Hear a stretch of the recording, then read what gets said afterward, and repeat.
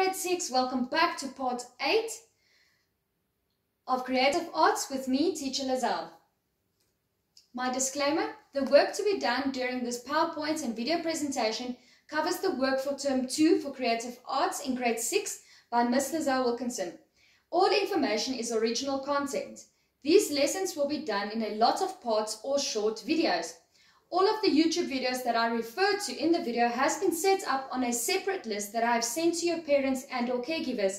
Please go and watch these videos as you then will understand the work that I'm explaining to you much better. I can unfortunately not put the videos in this PowerPoint video which I created for you due to copyright. I did put the links for any videos in the description box below. I am the HOD of Arts and Culture at VTA School, and if you have any questions, please feel free and ask your parent or caregiver to send me an email on teacherlizelle@gmail.com. Alright, so now we're going to look at color. Colors have three main characteristics: value, saturation, and hue that affect their visual weight. Transparency can also come into play. So that's value, saturation, and hue. Now you're probably wondering, what is this lady talking about?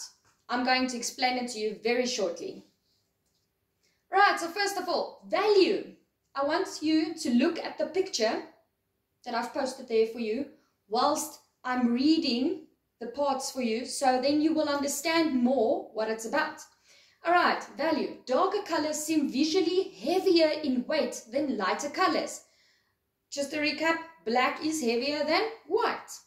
Black is the darkest color and the heaviest weight visually, while white is the lightest color and the lightest weight visually.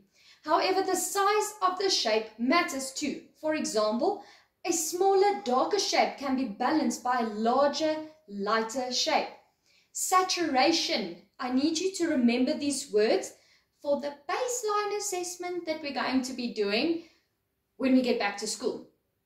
Alright, so saturation. More saturated colors, which mean more intense or brighter, are visually heavier than more neutral or duller, like it's not so bright, it's more soft colors.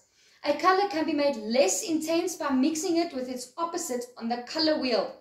We will be designing our own color wheel as well, where you will be mixing all kinds of colors so that you can see how it works. Alright, and then a hue, which is a French word, by the way. Warm colors like yellow, orange, and red have more visual weight than cool colors like blue, green, and purple. So if I give you a square in yellow, orange, and red, and I give you another square colored in blue, green, and purple, you will tell me that the blue, green, and purple square is heavier than the yellow, orange, and red square, because the color looks heavier to your eye, but actually they are the same weight. It's an amazing thing that our brain and eyes do. Alright, transparency. Opaque areas have more visual weight than transparent areas. So opaque is an area that's been colored in, and transparent means see-through, like a glass that you drink from. So a colored glass looks much heavier than a glass that you can see through. Easy. Then shape.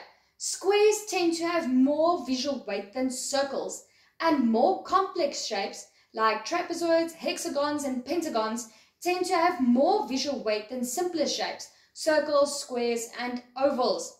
The size of a shape is very important. Larger shapes are heavier visually, so it looks much heavier to you than smaller shapes.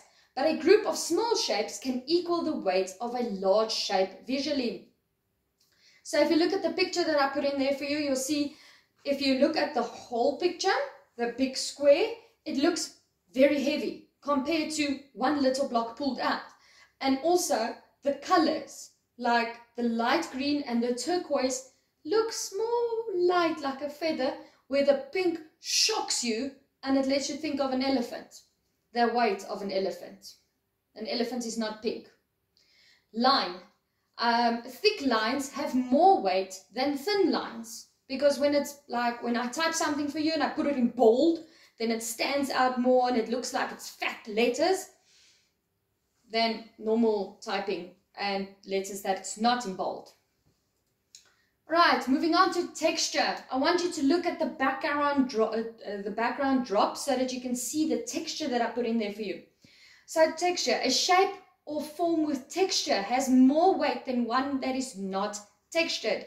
So if you color in a shape that I've given you and you color it in properly, it looks much lighter than when you take a shape and you color it in rough or you stick it with pieces of paper. It obviously looks more heavier, right? Okay, placement, shapes or objects located toward the edge or a corner of the composition.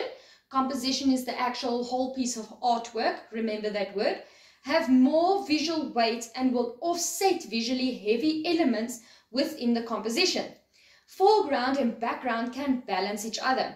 So foreground is the actual picture, like the previous picture where you saw the two trees, that's the foreground, and the background was a moon setting or a sun setting. All right, items can also balance each other along a diagonal axis, not just vertical or horizontal. So vertical is from the top to the bottom and horizontal is from left to right. Always remember it. When I was at school, my teacher always told me that horizontal is the horizon. The sun does not come up from the top to the bottom. It comes up basically and it's eye length. So you look over from left to right. So that's horizontal. And then everything else is vertical from the top to the bottom. All right. So always when you sit and you think, what is horizontal and what is vertical? Then you think sun, horizontal, horizon, and then you will remember it. All right. So remember that tip for exam time.